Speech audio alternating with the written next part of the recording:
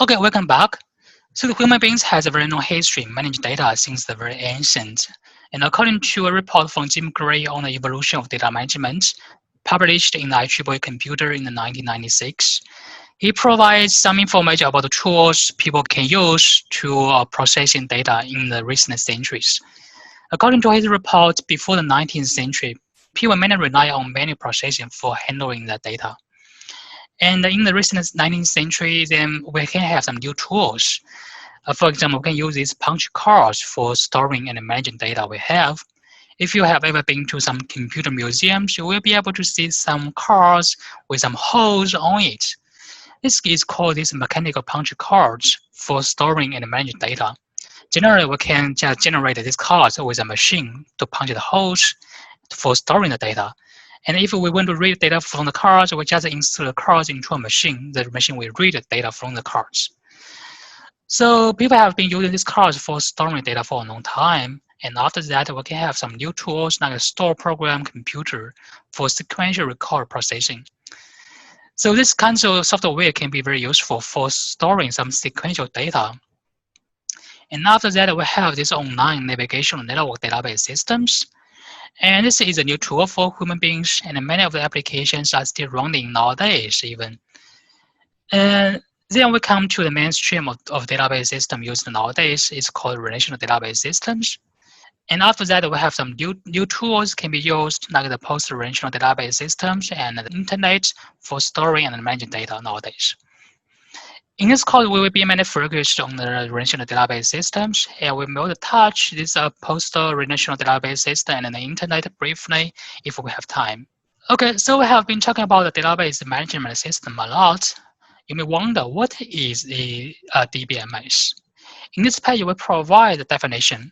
So formally, a database management system is called a DBMS if the system can provide efficient, convenient, and safe multi-user storage and access to massive amounts of persistent data.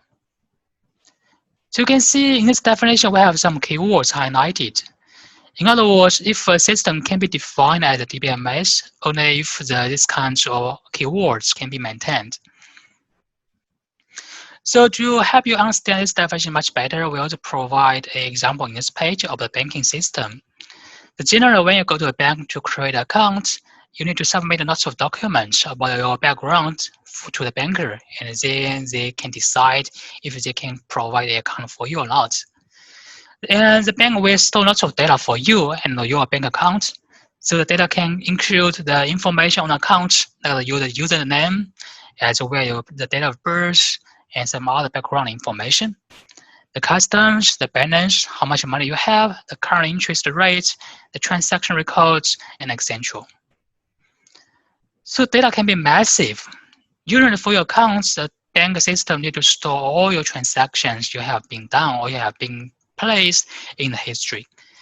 So it usually contains many gigabytes at a minimum for big banks, and it will be much more if we also keep records of all the transactions, and even more if we also keep the images of the checks.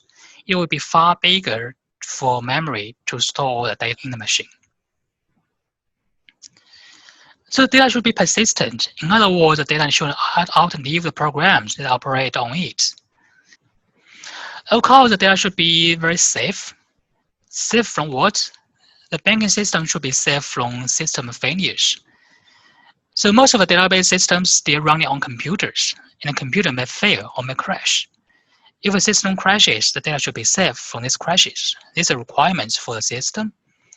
And the system should also be safe from some malicious users, because we have lots of hackers in the real world. They may hack the system for some like a personal interest. What's more, the system should also provide convenient access for the user to use them. It may need to provide some simple commands to do some very simple transactions. For example, if we want to access a debit account or get a balance or write statements or transfer funds, the system should have some function to provide this kind of services. Besides these regular transactions, the system also needs to provide some services for some unpredicted queries. In addition, the system should also be very efficient to use. In other words, when we search for some of the accounts, for example, we don't need to search all the files in the system to get the balance of one account. And we can also get all the accounts of no balance and get a large transaction as well. We can do this very efficiently. It is important because the banking system can be massive in terms of data there. And we need to tune the DBMS very carefully so as to improve the performance for the system in terms of the efficiency. Also very different from the programs you are running on your computer. The DBMS or the banking system, they allow multiple users to access simultaneously. Then this will create lots of problems and challenges because we need to have some protections for many of the variables or entries of the data we have in the system. In this page, we show an example about the accounts we have in a banking system and multiple people are accessing the same account simultaneously from multiple sites. And let's assume we have two people. One people is named Alex, another one is called Bob, and they are accessing the same accounts from ATM 1 and ATM 2 simultaneously. And Alex wants to withdraw $100 from one account 007. And to execute this transaction, the system needs to run several lines of code in a sequential. So first of all, the system needs to get the balance of the database system. And if the balance is larger than $100, then we reduce this balance by $100. And we can dispense the cash and then put a new balance into the database system. This is the way the server will execute this transaction for the user. And at the same time, Bob on another ATM machine, he also withdraws $50 from the same account, 007. The execution process is very similar. Get a balance from the database system. If the balance is larger than $50, then we can reduce the balance by $50, dispense the cash, and put a new balance into the database system. And let's assume the initial balance for the account 007 is $200.